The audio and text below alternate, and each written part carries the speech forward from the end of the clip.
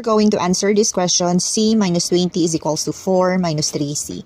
In here, we are going to find the value of C.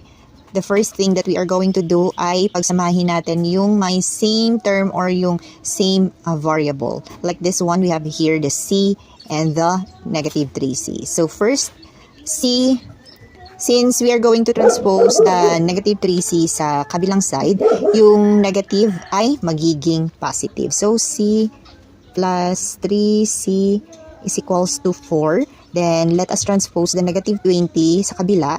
Yung negative ay magiging positive. 20.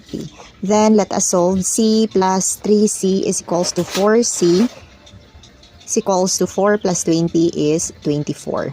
Then, C is equals to 24 divided by 4.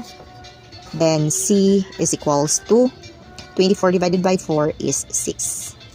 Our answer is 6.